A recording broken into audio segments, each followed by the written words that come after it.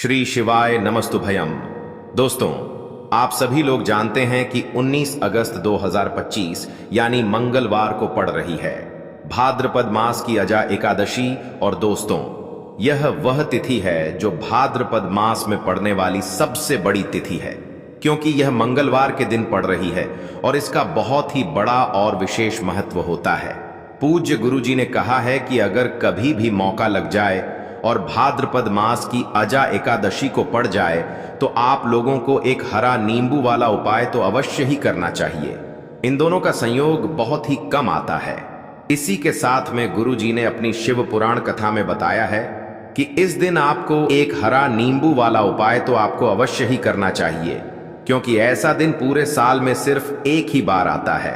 और दोस्तों, आप सभी लोग जानते हो कि मंगलवार का अगर सबसे बड़ा कोई उपाय है तो वह एक हरा नींबू वाला उपाय तो दोस्तों भाद्रपद मास की मंगलवार अजा एकादशी के दिन आप लोगों को इस एक हरा नींबू वाला उपाय को जरूर करना है। बहुत सारे लोग होंगे जिन लोगों ने इस उपाय को ना किया हो, मतलब पूरा साल निकल गया, उन्होंने किसी भी दिन इस एक हरा नींबू वाला उपाय को ना किया हो। पर दोस्तों, आपके पास एक आखिरी मौका बचा हुआ है, जो कि 19 अगस्त 2025 भाद्रपद मास की मंगलवार अजा एकादशी के दिन है। इस दिन आप लोगों को इस वाले उपाय को जरूर कर लेना है। भले ही आपने पूरे महीने भर इस उपाय को ना किया हो, पर अगर आपने इस भाद्रपद मास के मंगलवार अजा एकादशी के दिन अगर इस वाले उपाय को कर लिया तो आपको इस उपाय को करने का वह फल मिलेगा जिसकी आपने कभी कल्पना भी नहीं करी होगी। इसीलिए आप लोग इस वाले उपाय को एक बार जरूर कर लेना है, ताकि आप लोगों के हाथ से यह मौका ना जा सके और आपको इस उपाय को करने का फल मिल सके। दोस्तों, यह उपाय पंडित जी ने अपनी अभी की ही श्री शिव महापुराण की कथा में बताया है। जी, इस उपाय को आज हम आपको बहुत अच्छे से समझाने वाले हैं। इस वीडियो को देखने के बाद इस उपाय को समझने के लिए आपको कोई और वीडियो को देखने की जरूरत नहीं पड़ेगी। तो चलिए दोस्तों, उपाय को शुरू करते हैं। देखिए, यह इस भाद्रपद मास के मंगलवार के दिन यह इतना खास होता है, इतना महत्वपूर्ण होता है। देखा गया है कभी कभी बड़े बड़े पूजा पाठ अनुष्ठान से जो मनोकामना पूर्ण नहीं होते, वह भाद्रपद मास की मंगलवार के दिन एक छोटे से उपाय करने से ही आपकी मनोकामना पूर्ण हो जाती है। और बहुत सारे लोगों ने इस उपाय को किया भी है और उनको इस उपाय को करने का फल भी जरूर मिला है। अगर आप लोग भी इस उपाय को करना चाहते हैं तो आप इस उपाय को पहले अच्छे से समझ लेना, सुन लेना, उसके बाद करना। आपको इस उपाय का फल जरूर मिलेगा। और इस उपाय को कर लेने से आपके घर में चाहे किसी भी प्रकार की दुख और समस्या क्यों ना चल रही हो, आपको उसका कारण भी नहीं पता है कि भाई यह समस्या किस कारण से चल रही है। उसका कुछ भी कारण हो सकता है, जैसे पितृदोष हो सकता है या किसी भी तरह का मंगल दोष भी हो सकता है। तो इस दिन आप लोगों को यह वाला उपाय कर लेना है। यह एक ऐसा उपाय है जिस उपाय को अगर किसी विशेष दिन पर किया जाए तो भाई उस विशेष दिन का जो है वह तो हमें मिलता ही मिलता है, पर हमने उस दिन पर इस उपाय को किया है तो हमें उससे भी बड़ा फल मिलता है, और फल बहुत जल्दी मिलता है, क्योंकि आप इस उपाय को बहुत ही बड़े और विशेष दिन पर कर रहे हो। तो चलिए अब उपाय के बारे में बात करते हैं, लेकिन उससे पहले आप लोगों को यह जानना आवश्यक है कि आखिर यह उपाय किस समय करना है, किसको करना है और कैसे करना है। तो चलिए हम आगे आपको वीडियो में एक एक करके बता देते हैं। लेकिन उससे पहले अगर आप लोग हमारे चैनल पर पहली बार आए हैं या फिर मेरी आवाज आज पहली बार सुन रहे हैं तो हमारे चैनल को सब्सक्राइब जरूर कर लेना और इस वीडियो को लाइक करके कमेंट बॉक्स में श्री शिवाय नमस्तुभयम ओम नमः शिवाय जरूर टाइप कर देना। तो दोस्तों, इस एक हरा नींबू वाला उपाय को हमें इस भाद्रपद मास की मंगलवार के दिन कैसे करना है, किसको करना है, किस समय करना है और कहां पर करना है, यह सारे सवालों के जवाब आपको इस वीडियो में मिल जाएंगे। और जो यह वीडियो देखेगा भाई, उसको एक हरा नींबू वाला उपाय जरूर करना चाहिए, क्योंकि इस दिन तुलसी पत्ते का भी बहुत ही बड़ा और विशेष महत्व होता है। आ जाए एक हरा नींबू वाला उपाय की तो यह सोने पर सुहागा वाली बात हो जाती है और यह एक बहुत ही बड़ा उपाय हो जाता है इस भाद्रपद मास की मंगलवार का। तो अब दोस्तों, इस एक हरा नींबू वाला उपाय को आखिर करना किसको है? सबसे पहले हम लोग वह बात जान लेते हैं। तो देखो, घर की जो बड़ी माताएं बहनें होती हैं, उन माताओं बहनों में से कोई भी एक बड़ी माता बहन इस वाले उपाय को कर सकती है। और दोस्तों, अगर आप चाहे तो अपने घर में से सभी सदस्यों को भी इस उपाय को करवा सकते हैं। अगर किसी व्यक्ति की खुद की कोई मनोकामना है, खुद की कोई दुख और परेशानी है जो कि वह अपने लिए ही करना चाहता है, इस वाले उपाय को तो वह खुद अपने लिए भी कर सकता है। बाकी अगर कोई घर में से ऐसा है जो कि अपने पूरे घर परिवार की सुख और शांति के लिए यह वाला उपाय करना चाहता है, तो भाई वह भी कर सकता है, उसमें भी कोई दिक्कत वाली बात नहीं है।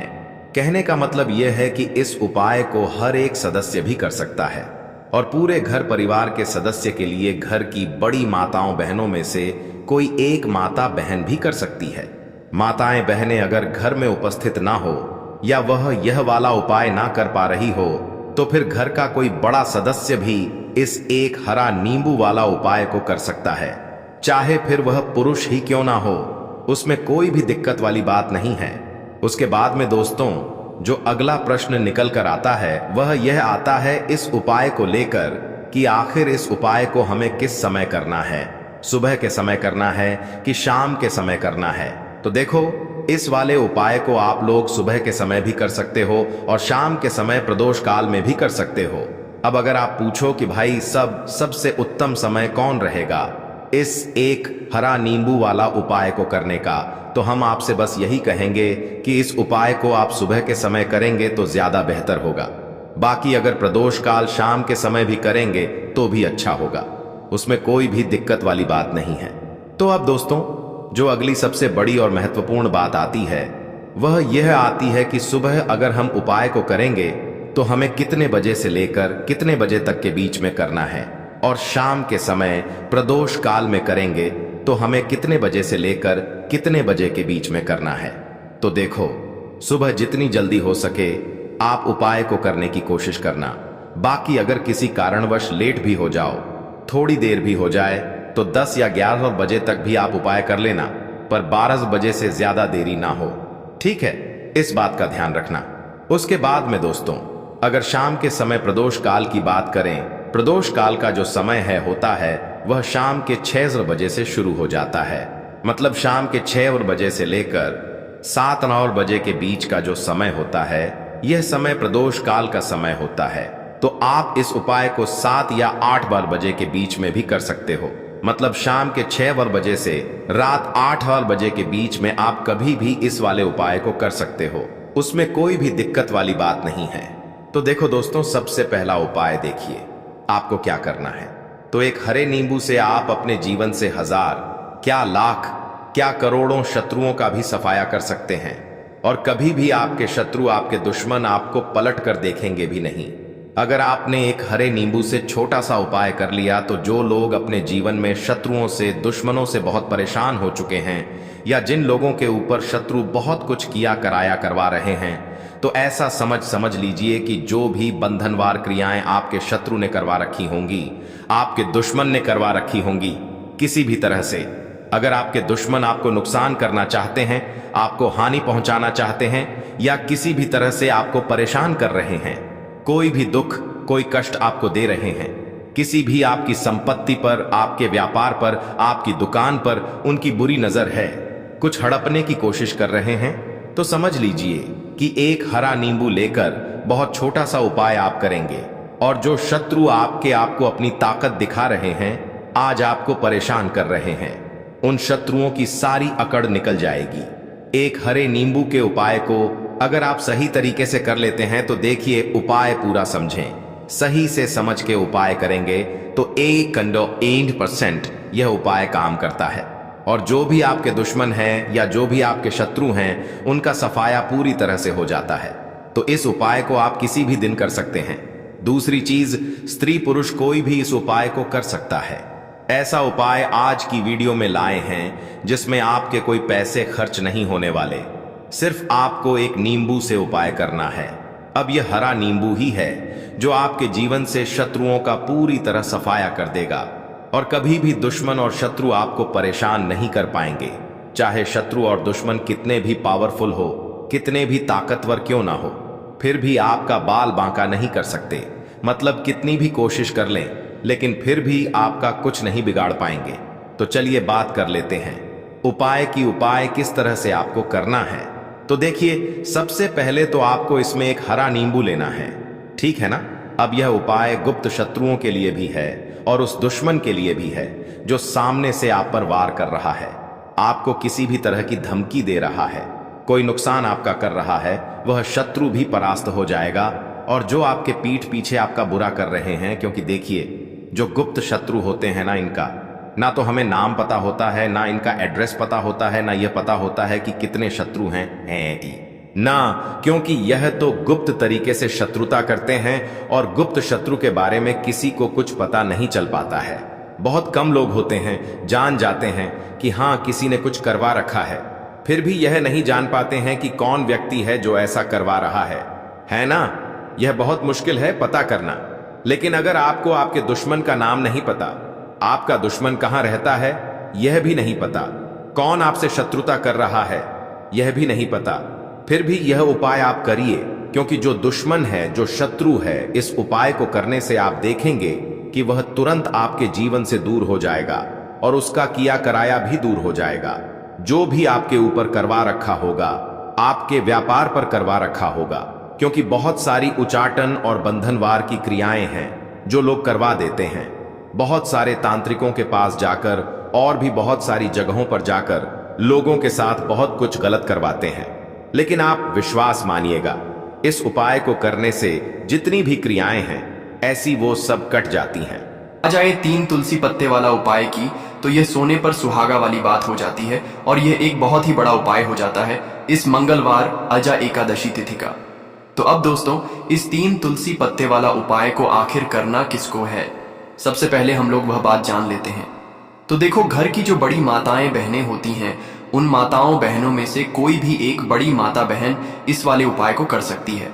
और दोस्तों, अगर आप चाहे तो अपने घर में से सभी सदस्यों को भी इस उपाय को करवा सकते हैं। अगर किसी व्यक्ति की खुद की कोई मनोकामना है, खुद की कोई दुख और परेशानी है जो कि वह अपने लिए ही करना चाहता है, इस वाले उपाय को तो वह खुद अपने लिए भी कर सकता है। बाकी अगर कोई घर में से ऐसा है जो कि अपने पूरे घर परिवार की सुख और शांति के लिए यह वाला उपाय करना चाहता है, तो भाई वह भी कर सकता है, उसमें भी कोई दिक्कत वाली बात नहीं है।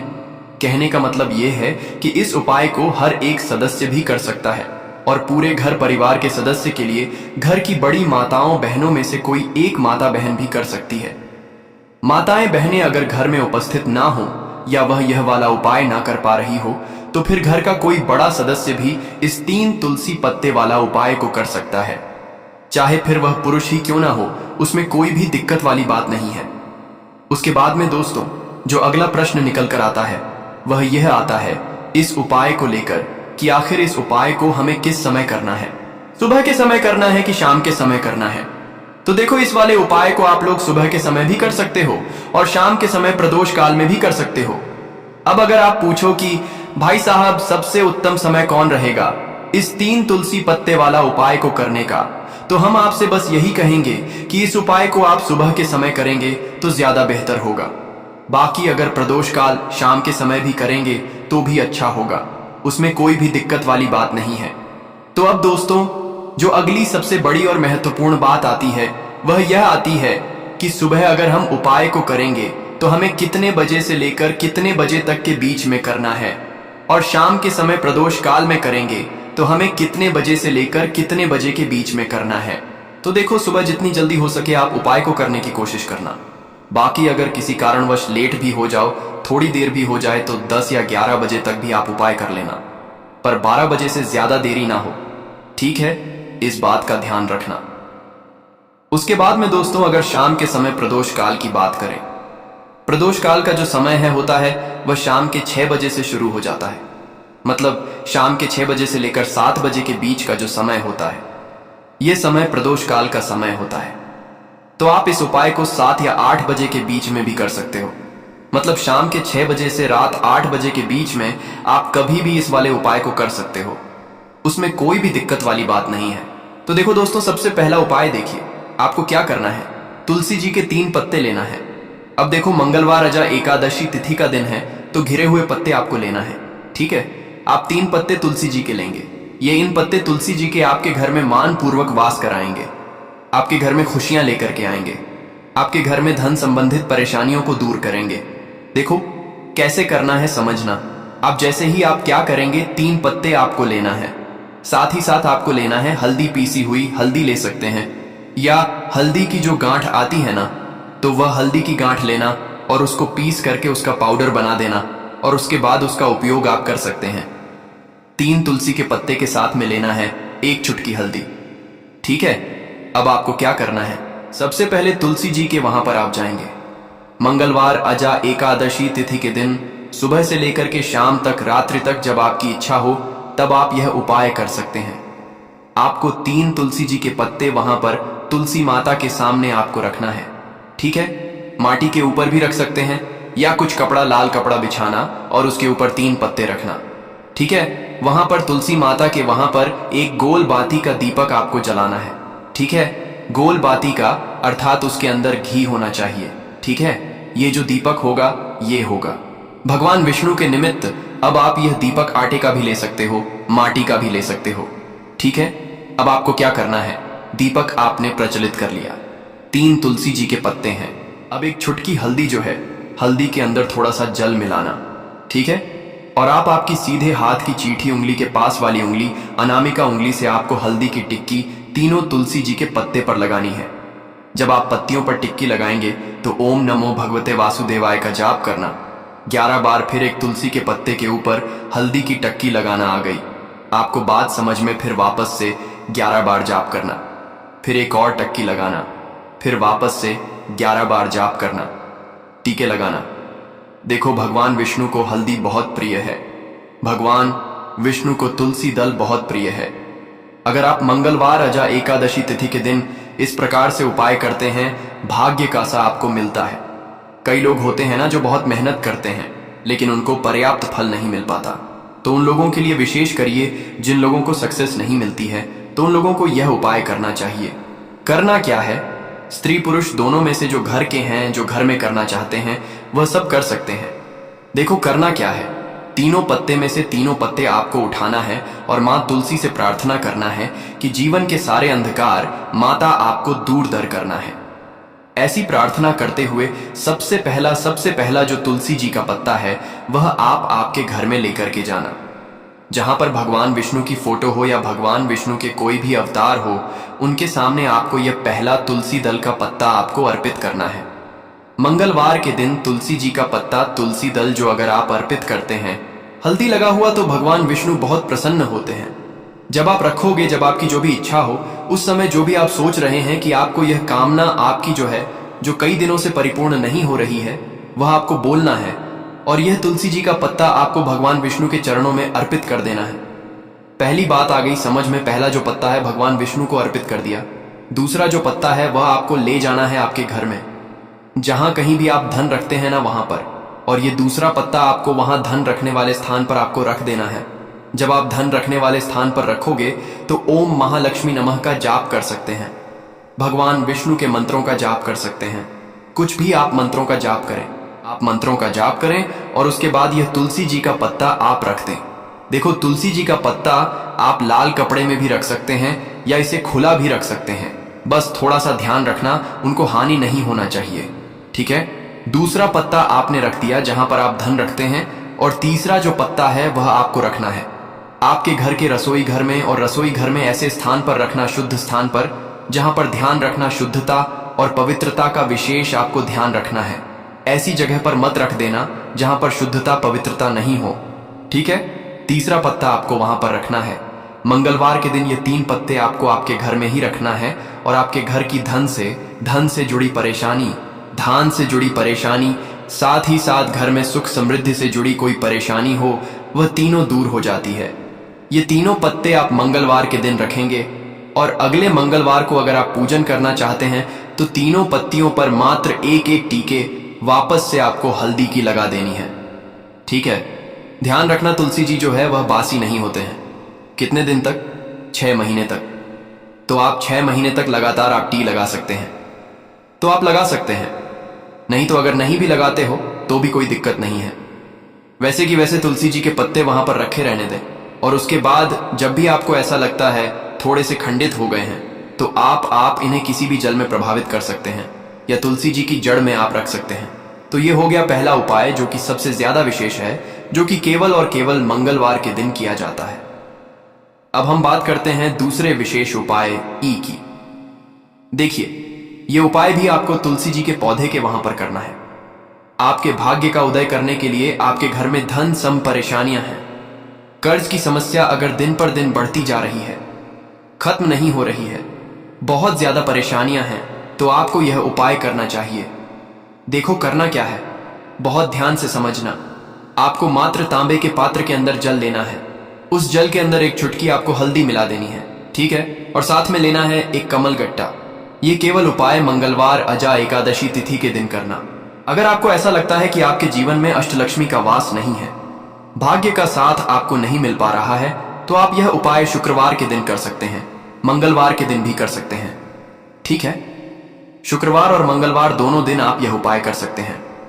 देखो करना क्या है, इस टाइम के पात्र के अंदर हल्दी डाली और एक कमल गट्टा डाला।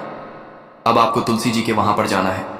देखिए, जब आप हल्दी डालोगे जल के पात्र के अंदर, तब आपको ओम नमो भगवते वासुदेवाय का 11 बार जाप करना है, फिर हल्दी डालना है। जब आप कमल गट्टा डालोगे तब आपको ओम श्री नमः या ओम महालक्ष्मी नमः इस मंत्र का जाप करते हुए एक कमल गट्टा डालना है, 11 बार जाप करना है, ठीक है। कमल गट्टा और हल्दी दोनों होना चाहिए। कमल गट्टा महालक्ष्मी का प्रतीक माना जाता है, और हल्दी जो है वह भगवान विष्णु के निमित्त आप हल्दी डालेंगे, ठीक है। इस जल को आपको तुलसी जी की जड़ में अर्पित करना है। ओम नमो भगते वासुदेवाय का जाप करते हुए बस इतना सा उपाय करना। धन संबंधित को कोई भी परेशानियां हैं वह सब दूर हो, ऐसी आपको प्रार्थना करनी है। कर्ज से जुड़ी कोई परेशानी हो तो ऐसी प्रार्थना करनी है कि यह दूर हो जाए। ऐसी कामना करते हुए यह दूसरा प्यारा सा उपाय आपको करना है। तो देखो, यह हो गया दूसरा उपाय जो कि आप सुबह से लेकर के शाम तक कर सकते हैं। मंगलवार या शुक्रवार के दिन सिर्फ एक बार ही करना है। अब जो कमल गट्ट है, कमल गट्टे को आपको वहीं पर तुलसी जी के वहां पर रखे रहने देना है, आपको उठाना नहीं है। वह कमल गट्टा चाहे तो आप तुलसी जी की वहीं पर गांठ दें, ठीक है, तो भी चलेगा। तो इस प्रकार से आपको यह सुंदर सा उपाय करना है। अब हम बात करते हैं तीसरे उपाय की। ध्यान रखना, ये जो दूसरा उपाय है ये आपको आपके घर में ही करना है, बाहर कहीं पर भी मत करके आना, ठीक है। घर में अगर तुलसी जी हो तो ही आप यह उपाय कर सकते हैं। अब हम बात करते हैं तीसरे विशेष उपाय। देखो, भाग्य का साथ आपको मिले तो गुरु बृहस्पति को मजबूत करना बहुत जरूरी होता है। इसीलिए पूज्य गुरुदेव ने एक बहुत ही सुंदर सा उपाय बताया था, जो कि है पीले चावल का थोड़े से अक्षत लेना, चावल लेना। अगर आपको ऐसा लगता है ना कि आपको किसी भी चीज में सफलता नहीं मिल पा रही है, किस्मत का साथ आपको नहीं मिल पा रहा है, तो पीले चावल लेना। पीले चावल कैसे करोगे? 11 चावल लेना, साबुत उसके अंदर पीली जो पीला चंदन है वह आपको मिला देना है और चावल को पीला रंग कर देना है, ठीक है। साथ में लेना है एक बेलपत्र और साथ में लेना है तांबे के पात्र के अंदर जल, ठीक है। यह तीनों सामग्री लेकर के मंगलवार अजा एकादशी तिथि के दिन सुबह से लेकर के रात्रि तक जब आपकी इच्छा हो तब आप यह उपाय कर सकते हैं। अब आपको क्या करना है, भगवान शिव के मंदिर में जाएंगे, जो एक बेल पत्र है वह माता अशोक सुंदर वाले स्थान पर आपको अर्पित करना है। डंडे का हिस्सा जलाधारी की तरफ हो चाहिए, उस प्रकार से आपको यह बेल पत्र अर्पित करना है। जब बेल पत्र अर्पित करोगे तब आपको कुंदकेश्वर महादेव का नाम लेना है, माता अशोक सुंदरी वाले स्थान पर, ठीक है। अब जो चावल के दाने हैं जो अक्षत लेकर के आए हैं वह भगवान शिव के शिवलिंग पर आपको अर्पित करना है। जब आप अर्पित करोगे तब आपको बृहस्पति शवर महादेव का नाम लेना है। बृहस्पति शवर महादेव ही एक ऐसे महादेव हैं जो आपके गुरु ग्रह को मजबूत करता है। तो आपको इस प्रकार से अर्पित करना है और अंत में एक लौटा जल धीरे धीरे पतले दरा से बृहस्पति शवर महादेव का स्मरण करते हुए या श्री शिवाय नमस्तुभयम का जाप करते हुए आप अर्पित करें। यह मात्र केवल और केवल मंगलवार के दिन किया जाता है और यह उपाय बहुत ही ज्यादा प्रभावशाली है। ध्यान रखना, हल्दी का उपयोग मत करना। चावल में पीला करना है। चावल को तो पीला चंदन ही होना चाहिए। ठीक है, अब यह जो उपाय जो भी करता है निश्चित तौर पर उसके जीवन के सारे अंधकार दूर होते ही होते हैं, उसको सफलता भी मिलती है, बृहस्पति मजबूत होते हैं, किस्मत का साथ उसको मिलने लगता है। यह उपाय अगर आप प्रदोष काल के समय करते हैं तो और लाभकारी सिद्ध होता है। तो दोस्तों, ये थे पूज्य गुरुजी द्वारा बताए गए कुछ बहुत ही खास उपाय। अगर आपको जानकारी अच्छी लगी हो तो वीडियो लाइक करिएगा। मिलते हैं फिर एक नए वीडियो के साथ।